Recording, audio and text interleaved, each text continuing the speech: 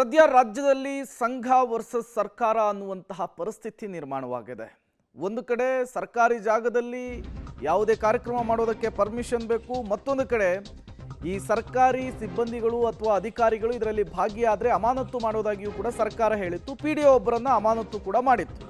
ರಾಯಚೂರಿನ ಸಿರವಾರ ಪಿಡಿಒ ಆಗಿದ್ದ ಪ್ರವೀಣ್ ವಿರುದ್ಧ ಈಗ ಗಂಭೀರ ಆರೋಪ ಕೇಳಿ ಬಂದಿದೆ. ಪ್ರವೀಣ್ ವಿರುದ್ಧ ಕರ್ತವ್ಯ ಲೋಪ, ಹಣ ದುರ್ಬಳಕೆ ಆರೋಪ ಕೇಳಿ ಬರ್ತಾ ಇರುವಂಥದ್ದು. ಬೇರೆಡೆ ನಿಯೋಜನೆ ಆದರೂ ಕೂಡ ಪಿಡಿಒ ಸ್ಥಾನದಲ್ಲಿ ಉಳ್ಕೊಂಡು ಅನುದಾನವನ್ನು ರಿಲೀಸ್ ಮಾಡಿದ್ರಂತೆ.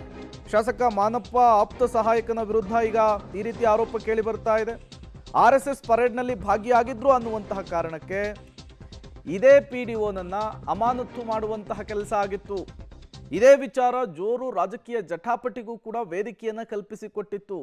ಈಗ ಅದೇ ಪಿಡಿಒ ಮೇಲೆ ಹಲವು ಆರೋಪಗಳು ಕೇಳಿ ಬರ್ತಾ ಇದೆ. ಶಾಸಕ ಮಾನಪ್ಪ ವಜ್ಜಲ್ PA ಆದ್ಮೇಲೂ ಕೂಡ ಪಿಡಿಒ ಆಗಿ ಕೆಲಸವನ್ನು ನಿರ್ವಹಿಸ್ತಾ ಇದ್ರಂತೆ. 2023 ಜೂನ್ 15ಕ್ಕೆ ಪಿಡಿಒ ಕರ್ತವ್ಯದಿಂದ ಬಿಡುಗಡೆ ಆಗಬೇಕಿತ್ತು. ಆದರೂ ಕೂಡ ಜೂನ್ 25ರಿಂದ 30ರವರೆಗೂ ಕೂಡ ಇವರು ಕೆಲಸ ಮಾಡಿದ್ದಾರೆ. 14,38,000 ಅನುದಾನವನ್ನು ಖರ್ಚು ಮಾಡಿರುವಂತಹ ಆರೋಪ ಇದೆ. ಗಣದಿನ್ನಿ ಗ್ರಾಮ ಪಂಚಾಯಿತಿಯಲ್ಲಿ 5,18,000 ರೂಪಾಯಿ, ಹಿರೇಹಣಗಿ ಗ್ರಾಮ ಪಂಚಾಯಿತಿಯಲ್ಲಿ 9,20,000 ರೂಪಾಯಿ ಅನುದಾನ ಹಂಚಿಕೆಯ ಆರೋಪ ಇದೆ. ಬೀದಿ ದೀಪ, ಸ್ಯಾನಿಟರಿ ಸಾಮಗ್ರಿ, ಪಂಪ್ ಸೇರಿ ಹಲವು ವಿಚಾರಗಳಲ್ಲಿ ಅನುದಾನವನ್ನು ರಿಲೀಸ್ ಮಾಡಿದಾರಂತೆ. ಇದೆಲ್ಲವೂ ಕೂಡ ಕರ್ತವ್ಯ ಲೋಪ, ಅಧಿಕಾರ ದುರ್ಬಳಕೆ ಅನ್ನುವಂತಹ ಆರೋಪ ಕೇಳಿ ಬರ್ತಾ ಇದೆ. ಹಾಗಾಗಿಯೇ ಪಿಡಿಒ ಆಗಿದ್ದಂತಹ ಪ್ರವೀಣ್ ಅವರನ್ನು ಅಮಾನತು ಮಾಡುವಂತಹ ಕೆಲಸ ಆಗಿರುವಂತಹದ್ದು ಅನ್ನುವಂತಹ ಒಂದಿಷ್ಟು ಮಾಹಿತಿಗಳು ಕೂಡ ಸಿಗ್ತಾ ಇದೆ. ಒಂದು ಕಡೆ ಪ್ರವೀಣ್ ಪಿಡಿಒ ಇವರು ಗಣವೇಷಧಾರಿಯಾಗಿ ಪಥಸಂಚಲನದಲ್ಲಿ ಭಾಗಿಯಾದಂತಹ ಫೋಟೋ ವೈರಲ್ ಆಗಿತ್ತು. ಪ್ರಿಯಾಂಕ್ ಖರ್ಗೆ ಅವರು ಈ ವಿಚಾರವನ್ನು ಪ್ರಸ್ತಾಪಿಸಿ ಅಮಾನತಾಗಬೇಕು ಅಂತ ಕೂಡ ಪಟ್ಟು ಹಿಡಿದಿದ್ರು.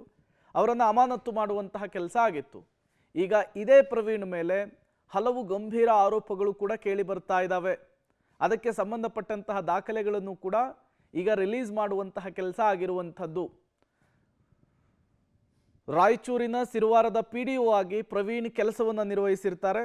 ಈ ಸಂದರ್ಭದಲ್ಲಿ ಕರ್ತವ್ಯ ಲೋಪವನ್ನೆಸಗಿದ್ದಾರೆ, ಹಣವನ್ನು ದುರ್ಬಳಕೆ ಮಾಡಿಕೊಂಡಿದ್ದಾರೆ ಅನ್ನುವಂತಹ ಆರೋಪ ಕೂಡ ಈಗ ಮುನ್ನೆಲೆಗೆ ಬರ್ತಾ ಇದೆ.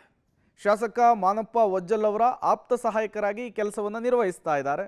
ಹಂಗಿದ್ದೂ ಕೂಡ ಈ ಪಿಡಿಒ ಅಧಿಕಾರವನ್ನು ಇವರು ದುರ್ಬಳಕೆ ಮಾಡಿಕೊಂಡಿದ್ದಾರೆ ಅನ್ನುವಂತಹ ವಿಚಾರ ಕೂಡ ಈಗ ಮುನ್ನೆಲೆಗೆ ಬರ್ತಾ ಇದೆ.